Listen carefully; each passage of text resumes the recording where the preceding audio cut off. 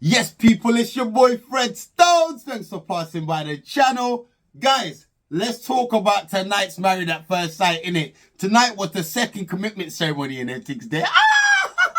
Gang business.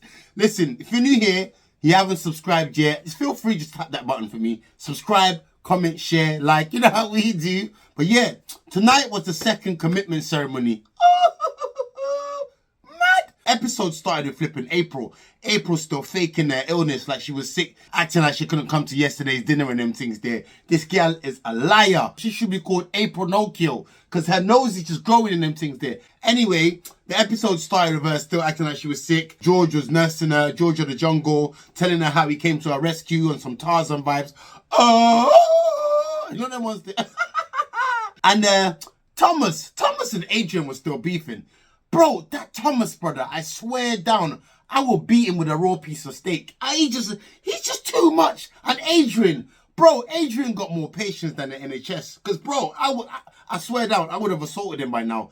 This Thomas guy, he's just loud for nothing. I don't know, but beefing again. Shanita and Jordan had a little bump in the road and them things there. You know how it goes in relationships. You know, there's going to be bumps here and there and them things there. You might have a little argument. You might have to strangle each other every now and then and them things there. Give man a little elbow. But yo, that's how it goes. They had their little first argument and them things there. But they're working on it. They're working on it and them things. Zoe and Jenna are still beefing over this flipping vegan vegan. They're still beefing over this mad thing, yeah? Bro, I'm sick of it still. I'm absolutely sick of it. Ritchie the big baby. Bro, that brother probably still wears like adult Pampers and them things there. The guy who was unhappy with his wife. I watched yesterday's episode, even though I didn't do a review. The guy unhappy with his wife because she's experienced in the bed.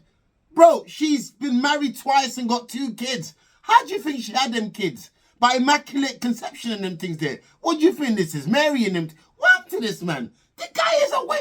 Do you know what? I just think maybe he's just not confident in the bedroom and them things there. Maybe he's got like a little winky. Maybe he's got mini sausage. I have no idea. But yeah, they're still beefing and all that stuff. Keisha and Kwame. Keisha kicked Kwame out the yard.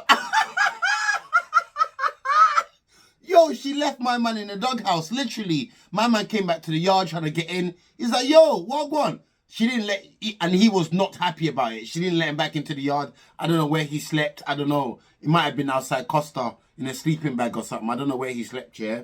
But bro, he was not happy about it. I think Casey's still upset about yesterday's dinner when he said about how sex hasn't happened because of him. And she's like, no man can't tell me where and all that. Do you know what? Casey is funny still. Because that whole conversation, that whole thing about how he can't tell me or we haven't had sex because... I don't know what her argument is still. I don't know what her argument is. She's saying he can't tell me when to have sex and them things there. But you're kind of frustrated because you want to lay it down on him and he's not really having it. Bro, if this girl had the chance here, she would ride my man like a tuk-tuk. Like a flipping Kawasaki or something. Trust me. I'm telling you. But she's trying to make it out like, oh, he's not in the driving seat and all that stuff. But you kind of have put him in the driving seat because you've just offered yourself out like a buffet and them things there. But you know what? Keisha's still my girl still. I gotta back her. She was trying to flip that whole situation. I see what she's trying to do. She's trying to flip it like some Auntie Jemima's pancakes and them things there. But that was good. That was good. Then the ceremony started and the first couple up was April and George of the jungle. You know that man there? George spoke about how he had to come to the dinner yesterday by himself. How he had to come alone like a selfish lover and them things there. They spoke about the whole dinner party thing and he's like, yo, man had to nip it in the bud because man can't be chatting about my gal in their absence like that. He didn't say that, but he just said basically he nipped it in the bud quickly. And at that time, yeah, Thomas was getting a bit angry, a bit agitated and them things there because it's up. April's there, innit? And he's ready for the on-site thing, you get me? Ready to see some white meat in them thing, ready to start moving furniture. But yo, he was a bit uncomfortable. He's watching April and George there. And imagine Adrian tried to comfort Thomas, yeah? Thomas just pushed his hand off and Thomas was being so hostile tonight. He was being such a wet fish. He was being such a tilapia. And I don't know why. I don't know what's wrong with this brother. He's just too angry, man. You know them ones there. But anyway, back to April and George, yeah? George likes April because she challenges him. That's what he said, yeah? and she likes him because he bads her up, basically, yeah. You know them ones there, like, at first he was soft on her, but now he bads her up, basically. She likes that. She really likes that. And they've been intimate as well. Yeah! They've done the do in the bedroom with them things there. They've been playing hide the sausage. She been stroking his Savaloy. He been tapping that ass. Tap that all on the floor. Tap that. Give me some more. But yeah, it was no surprise they both chose to stay. They both chose to stay. Excellent, excellent. Next couple, yeah, Jess and Pjay. And see Pjay, yeah, Pjay, my heart breaks for that brother because he's such a good-hearted guy. You can see it, do you know what I'm saying? This girl whose lips looks like flipping Nemo's batty and them things there, bro, like, she's just not into him. And I feel like she feels that he's a bit beneath or below her and them things there. Bro, I don't even know if she likes black guys. Because when she describes the kind of guy she wants tonight, about how she likes a football guy, a lagerlout, a hooligan and them things there. That's what she's saying. She likes a football hooligan. You know them EDL, man. That's what she's on. So I'm not even sure if she's into my man. I don't know. But I'm not sure. But yeah, they sat down. They spoke about how they've enjoyed the last week. They spoke about the karaoke thing. And even after all that, she's like, we're still friends. No connection. Like, yo, you probably get better connection on flight mode than you get with these two guys. She said she's not into him. And he was like, yo, it's a lot. Because nobody likes rejection. Nobody, absolutely nobody likes rejection. Do you know what I'm saying? And he was a bit emotional and stuff, but there is no hope there. There's nothing. There's absolutely, you know them ones there. There's no light at the end of the tunnel. So it's no surprise that she chose to leave. She could not wait to bust out. She wanted to leave so bad. My man asked her one last question before he made his decision, yeah? Is that, like, any hope for us? She was like, no, absolutely not. She didn't say it like that. But she was like, no, there's none. That gal, yeah, she's thicker than a yellow page, I'm telling you. And then he basically had to say, like, he wanted to leave as well, innit? Because the gal's not into him.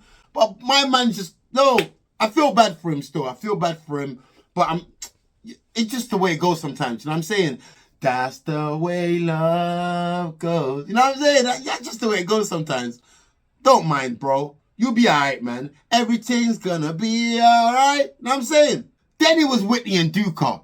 Bro, this episode was so mad, yeah, because, like, Shanita and Jordan are beefing. They're beefing, the favourite couple, yeah? And they look a bit unstable in them things there. Then you got Whitney and Duca. They look like the most promising couple of all of them. Look, the rest of them, trash, absolute basuda. The rest of the couples, basuda. But Whitney and Duca, it was them up next. And bro, they were just like, Whitney was smiling. Duca was smiling. He's got his glasses on, looking all smart and sharp and them things there. Yo, Duca looks like something out of Scarface. Like, he looked like one of them man there in the motel that was about to chop man up with a chainsaw and stuff, yeah? Duca coming through with the glasses, a flowery shirt and them things there. Them two, yeah, from what the last week has been, yeah? Bro, she's smiling. He's happy. They're both in a good place. Like, he said he's cooking in the morning. He's got tunes on. Like, they're both vibes in. Yo, that's actually mad. The experts asked them if they're actually physically attracted to each other. And Duca said basically, like, attraction is just not just looking at someone. He needs to be able to vibes with them, see what their brain levels on and them things there, what they're mentally like. And he's saying that they're getting there. And Whitney, they asked her the same question. And she's saying she needs to be able to trust someone, and they're not there yet, and they're building it up. But so far, so good. Like I genuinely can't believe it. I can't believe it. Then it was Shanita and Jordan. Oh! Things are looking a bit rocky in paradise and them things there. Do you know what I'm saying? With Shanita and Jordan, since the last dinner party, they ain't really been getting on. They ain't been getting on because Jordan feels like she been picking on him. She been digging at him, and he's been feeling small and dumb in the way she's been picking at and digging at him and them things there, yeah. And he says that he knows he can be a bit clumsy and stuff, but everything he's doing is coming from a good place. But the main bit for them two is that when he said that she said that he might have ADHD, and I was like, oh, yo, this is a bit of a sticky one still. You can't tell a man that you think he's got ADHD. But then on the flip side, yeah, she is a social worker. Her job is to like analyze people's behaviors and write reports and stuff on them. So I'm sure she experiences or come across people every day that, I don't know. Do you know what I'm saying? So she's not a doctor, like to diagnose that kind of thing. But you know what I mean?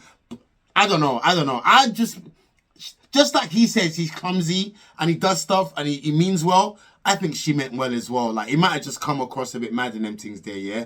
That was their main beef. And I can get where Jordan's coming from. In the end, they both decided to stay with each other. Aye, stay. They both decided to stay, which was beautiful. They went and sat down. And imagine when they went and sat down, yeah? Kwame, waste man Kwame, fam. I wanted to dash Thomas at him. I was so mad at him. Like, imagine Kwame said to Shanita, oh, don't ever try to diagnose him again. Don't ever, with his flipping tilapia bone throat and them things there. Don't ever try to diagnose him again. Bro, like, shut up, you waste man. You fell shaft, lookalike, you shaft ringer.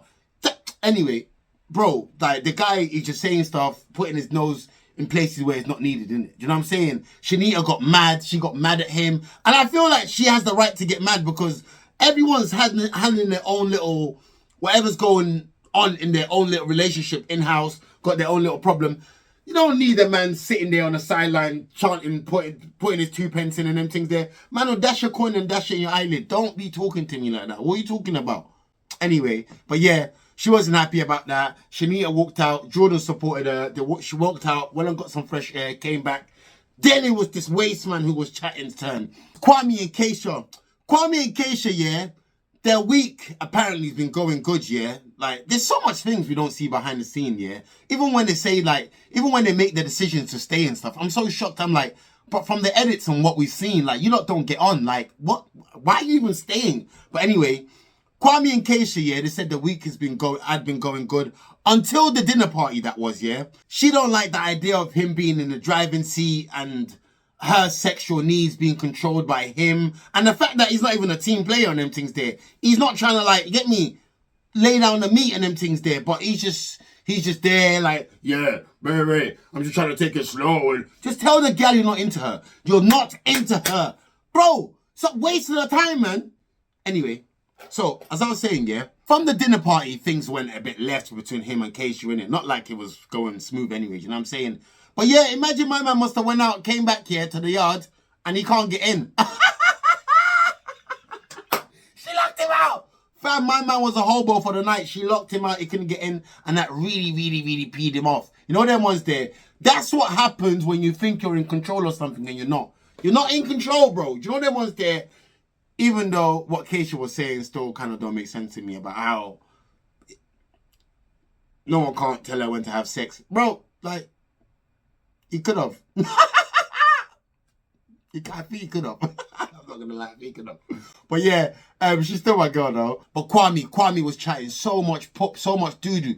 Bro, the brother talks like he's gargling water and them things there. Do you know what I mean? Like, he was peed off after being kicked out and them things there, yeah? And the experts was asking him, can that situation make them stronger?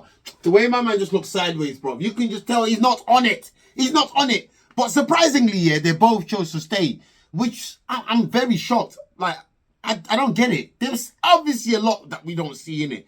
Because every time, I don't know. I don't get it. You don't get it. I don't get it. Then it was Lara and Ritchie. Ritchie, the flipping 51-year-old virgin. I swear down his brother. He ain't had no gal in his life before. I swear down. The brother's been beating his meat like Rocky in a freezer and them things there. Just you can tell. You can tell. He's a meat beater. But anyway, yeah, it was him and Lara. Lara said it's been a tough week. Like, they've gone back and forth, arguments, discussions. Just, like, they can't see eye to eye on certain things, innit? She said at first things was going well, and then it's kind of like regressed. It hasn't really gone anywhere. She's saying she wants someone that was a bit more relaxed, you know, that's lived a bit, had a bit of sex, had a gal before. Not someone who just putting her under bare pressure. Bro, the way my man just hold her, constantly, bro, he strokes her like he's meeting them things there. Constantly just stroking her, like suffocating her. Breath probably smell like kidney beans. You know them ones there, like just always up in her face and stuff. Why you up in my grill? He's always up in her grill and stuff. But yeah, she's saying she wanted someone a bit more relaxed. The guy was too tense for her. So it was no surprise in the end, yeah, that Lara said she chose to leave. And I was quite surprised that Ritchie chose to leave as well. But I think they'd spoken about it. They must have spoken about it before. Because the other day, remember when she said about how he was a bit, he was like an experiment and all that? His face was shocked. But today, when she said she was leaving, he didn't look that shocked. So I reckon maybe you already knew. Bro, the guy's a waste man. I'm not going to lie. He's a cool guy. He seems like a nice guy and all that. But bro, he ain't getting no gash. He ain't getting no gash. I'm telling you. Hey, you, are you going to bang? Hey, you, he's not going to bang. He's not going to bang. I'm telling you, he's not going to bang. Then it was Jenna and Zoe's turn. They sat down and Zoe was talking about how she cooked for Jenna, how she's trying to adapt. She's ate a couple of vegetarian meals and all that stuff. Then Jenna went in on this vegan stuff and then they started... bro, I swear down, I ain't got much to say about these guys, man. I'm so tired of their argument. Like, do you know what? I think they're both at fault. They're both at fault. Jenna is at fault, yeah, for trying to make the whole world vegans and trying to make us all eat flipping mushrooms and grassroots and stuff. Like, we're not going to do that. Do you know what I'm saying? She's a bit guilty for that. But I also think, yeah, that flipping Zoe is a bit guilty. Because at yesterday's dinner party, she was laughing or kicking with someone about being a vegan and them things there. Saying it's like, just dissing the vegan thing. You know what I'm saying? So I think they both have a part to play. It's not just one side like Jenna this or Zoe this. They both have a part to play. They need to be a bit more both mature. And Jenna needs to realise that the whole world can't be vegans, innit? No, them ones there. But yeah, they stayed together as well. But I'm literally sick of that argument. I'm sick of it. Then they had to leave the drama to the last, innit? They had to leave the drama to the last. Thomas and Adrian. Thomas was mad the whole episode. I think just the fact that he's up. April was there, yeah. Thomas was on. He wanted to mash up something. He wanted some furniture moving and them things there. He wanted to see. Thomas was mad the whole time. Everyone was sitting down talking about their relationships, yeah. So much so that he's had his back to Adrian the whole time. Like even the experts picked it up and said, "Yo, like why you been like this?" This guy just started chatting poop about how he's been through a lot of stuff in his life and he feels unsupported and. Bro, what are you talking about? Adrian says he's always trying to support him, but he's always ready for a fight. He's ready to just arm something, ready to mash up something. Adrian's saying he's trying to support him, but there's bare barriers in the way. Adrian said he's bent over backward and trying to support this brother, and everything's just been thrown back in his face and stuff. He's saying, oh, yeah, he's been gay, he's had abuse, he's had a lot of, I don't know, whatever. I just brought up his whole load of sad stories and he walked off all emotional and stuff. But I swear down, this brother is so much drama. Wow. Never seen it. It's crazy. How can Adrian live with someone like that? None of these guys, even Jordan and Shanita, I'm starting to look at them a bit sideways now. None of these guys are going to last. None of them are going to last. Guys, let me know what you think. But Thomas, yeah, he is a big character, but... he's too much, man. He's too much. I swear down. Let me know what you guys think. But that's what I think. It's your boy, Fred Stones.